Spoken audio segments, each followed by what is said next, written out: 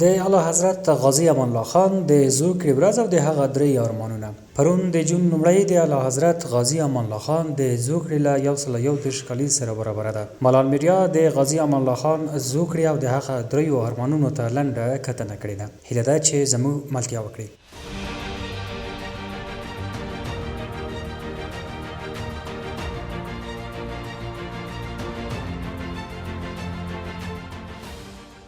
اعلی حضرت غازی امان الله خان د 1892 میلادي کال د جون په لومړۍ نیټه زیږیدلی دی.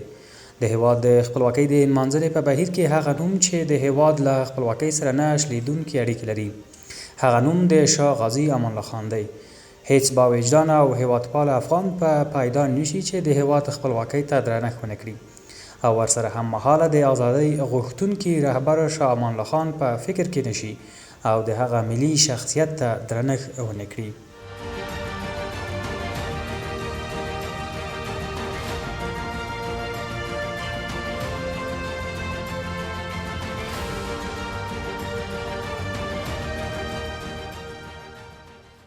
لومړی د غازی امان الله خان مینه له پرمختګ او ازادۍ سره.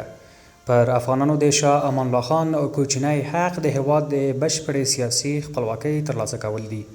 له شک پرته که نوموړي افغانان د هیواد د خپلواکۍ د ترلاسه کولو په موخه د انګلیسانو پر وړاندې نوی رابللي او د خپل پلار په شان د انګلیسانو ترڅنګ ولاړ وای، نو د ژوند تر پایه به د افغانستان واکمن وو او تر کومې مودې چې انګلیسانو نه وای غوښتی نو د هغه پر وړاندې به هیڅوک درېدلی هم نشوای، مګر هغه د خپل هیواد او خلکو له پرمختګ او خپلواکۍ سره بېسارې مینه درلوده او هغه دغه تاج و تخت د خپل هیواد او خلکو د ازادۍ په لاره کې ننځرانه کړ. هغه په خپله لومړنۍ وینا کې چې د کابل په مرادخانې میدان کې په 1919 زیږدیز کال د فبرورۍ په 24مه نیټه هیوادوالو ته وکړه، په خپلو ویناوو کې د هیواد او هیوادوالو پر بشپړې خپلواکۍ تاکید وکړ او خپله واکمني یې د هیواد په بشپړې خپلواکۍ پورې مشروطه وګڼله او ویې ویل: ګرانو هیوادوالو، زه تر هغه وخته پورې دا نظامي جامې له ځانه نه وباسم تر څو مې چې خپل ګران هیواد ته د خپلواکۍ جامې نه وي جوړې کړې. زه دا توره تر هغه وخته په خپل پوښ کې نه ږدم تر څو چې غاصبینو زما د هیوادوالو دا حق بیرته نه وي ورکړی. ای زما ګرانو هیوادوالو او سرښندونکو سربازانو، راځئ خپل ویاړلي سرونه د هیواد د خلاصون لپاره قرباني کړو او په خپلو ټولو شته امکاناتو دا هیواد وژغورو. از آمدن امروز خود بسیار خوش ممنون هستم و پذیرایی که به من ملت فرانس و هیئت علمیه فرانس می‌فرمایند مرا ممنون و شاد می‌سازد. این فرانس است که برای علم و عرفان افغانستان سعی بلیغ می‌کند. فرانس است که اول اولاد ما را در پاریس قبول فرموده. فرانس است که در عالم علم و عرفان و تمدن خود را آشکارا ساخته. لہذا به همه حس ممنونیت تشکر میکنم از این ملت و از این مقام علم و عرفان عالی که امروز آمده.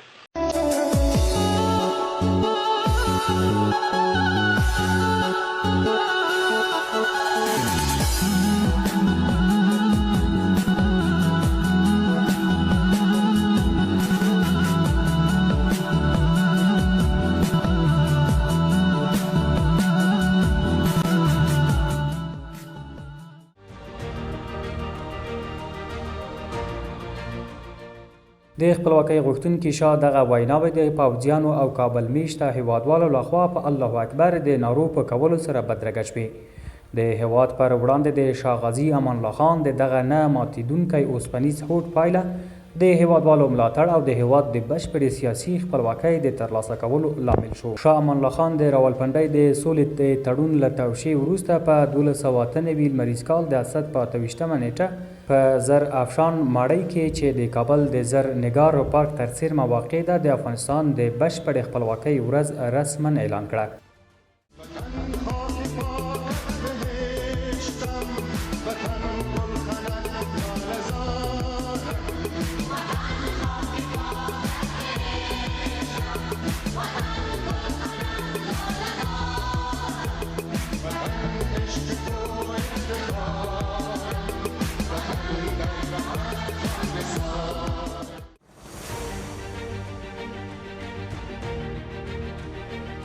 او ګډونوالو ته یې وویل: ای زما مصمم ملته، تاسو ته په یاد دي چې ما د خپل واکمنۍ په پیل کې ستاسو تاج او واکمنۍ د افغانستان د خپلواکۍ د بیرته اخیستلو په شرط پر خپل سر کېښود. زه د ستر څښتن تعالی شکر ادا کوم چې خپلې موخې ته ورسېدم. نن د ترکیې، آلمان، برېټانیې، روسیې، اتریش او بخارا حکومتونه زموږ خپلواکي په رسمیت پیژني. زه د دې سترې بریا مبارکي تاسو ټولو ته وړاندې کوم. شاه د خپلو ویناوو په یوې برخه کې وویل: ای ملته، د الله جل جلاله او هیواد لپاره د پوهې د ترلاسه کولو لپاره هڅه وکړئ، ځکه یوازې د پوهې له لارې موږ کولی شو خپلو دیني او دنیوي بریاو ته ورسیږو. یو ناپوهه کس نشي کولی خپل رب وپیژني. هر څوک چې افغانستان کې اوسیږي پرته له استثنا ورته افغان ویل کیږي. نو د دراني، غلزایي یا څکزي یا نورو یادول څه معنا لري؟ موږ ټول انسانان او مسلمانان یو. باید ملي یووالی ولرو او د هیواد د بهرني او کورني دښمن پر وړاندې یو موټی شو. زما پر وړاندې ټول هغه وګړي چې افغانستان کې ژوند کوي د ورور په شان دي.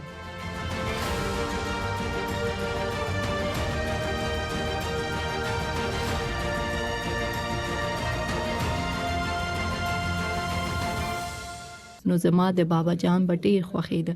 د نړۍ تر ټولو ښایسته د ورځې وخت دی، بېلابېل رنګونه. کله چې به لمر د غره شاته یا په سمندر کې کېناسته، ایټالیا ډېر بحرونه لري. نو بابا جان به مې ویل: اولادو غلي اوسئ، اوس مه غږېږئ.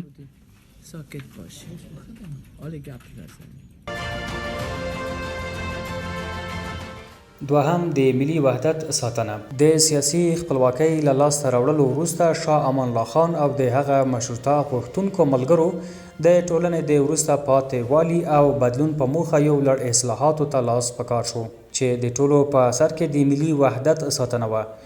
شاه امان الله خان له ټولو مسایلو مخکې د هیواد د ملي وحدت مسلې ته ځانګړې پاملرنه وکړه او په ډیره عاقلانه توګه یې د افغانستان د وګړو ملي وحدت په مسویانه توګه د قانون پر وړاندې په حرکت راوست. په لومړنیو ټولنیزو اصلاحاتو کې د اماني دولت تر ټولو اړینه کړنه د افغانستان د اساسي قانون طرح او تصویب و.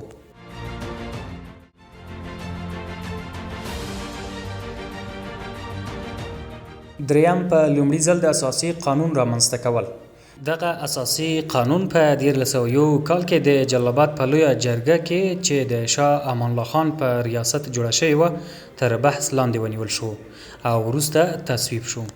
په دې کار سره افغانستان په خپل 15,000 کلن تاریخ کې د لومړي ځل لپاره د یو داسې اساسي قانون څښتن شو چې پر ټولو لوړو انساني حقونو ولاړ و.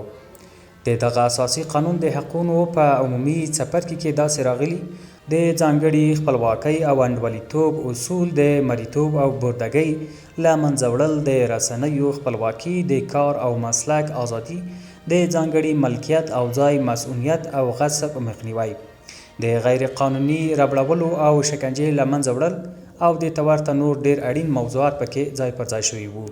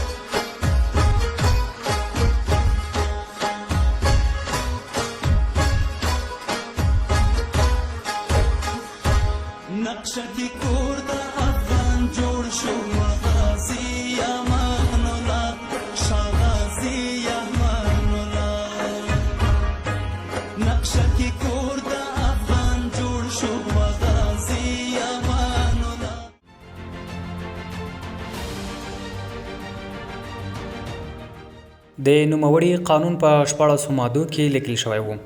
د افغانستان ټول اتباع د شریعت او د دولت د قوانینو پر بنسټ له مساوي حقوقو څخه برخمن دي. همدارنګه د دغه اساسي قانون په 11 ماده کې راغلی وو په افغانستان کې د مریتوب او بردګۍ اصول بالکل موقوف شوي دي. د دغه ماده د حکم پر بنسټ 900,000 مریان او کنیزې په کابل ښار کې د خپلو اربابانو له کورونو څخه ووتل. همدا و چې د نورو ټبرونو او وګړو په پرتله ډیر هزارګان د شاه امان الله خان په ملاتړ راپورته شول چې برعکس هم دوی د ټولو ټبرونو او وګړو په پرتله ډیر د سقاو رژیم تر غصب او ربړولو لاندې راغلل.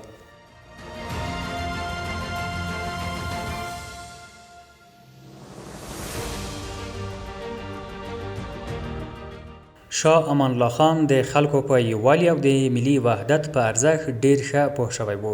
هیڅکله یې نه غوښتل چې پرته له احساسه د هغه په هکله خبرې وکړي.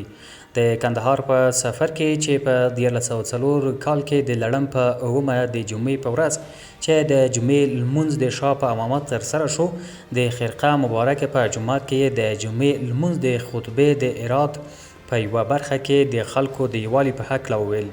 هر څوک چې افغانستان کې اوسېږي پرته له استثنا ورته افغان ویل کیږي، نو د دوراني، غلزایي، اڅکزایي یا اوپرا یا ډول څه معنا لري. موږ ټول انسانان او مسلمانان یو، باید ملي یووالی ولرو او د هیواد د بهرني او کورني دښمن پر وړاندې یو موټی شو. زما پر وړاندې ټول هغه وګړي چې افغانستان کې ژوند کوي د ورور په شان دي.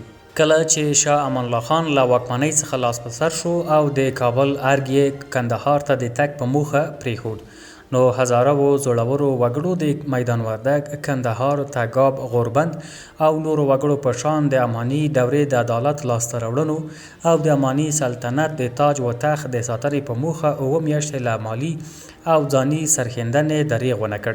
مګر هغه هیوادپاله شاه چې نه غوښتل واکمني په زور او د خلکو د وینو په تویولو سره ترلاسه کړي، همدا و چې هیواد یې د تل لپاره پرېښود. دا په داسې حال کې ده چې افغانانو د 1908 لمریز کال د میزان تر 23 نیټې پورې چې حبیب الله کلکاني د کابل له ارګ څخه وتښتېده او نادرخان واکمنۍ ته ورسېد، په دې فکر کې و چې دا ټولې سرښندنې د شاه د بیرته راتګ لپاره دي، نه د نادرخان د واکمن کېدلو لپاره.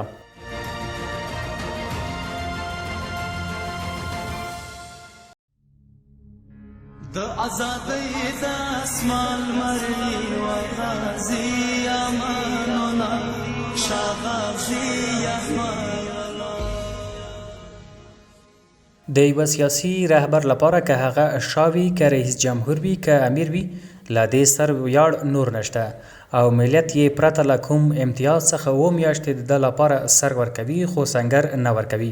هغه شخص چې دغه ویاړ ور په برخه دی هغه شاه غازي امان الله خان دی. تور کمیس دې د بخمل کمر بند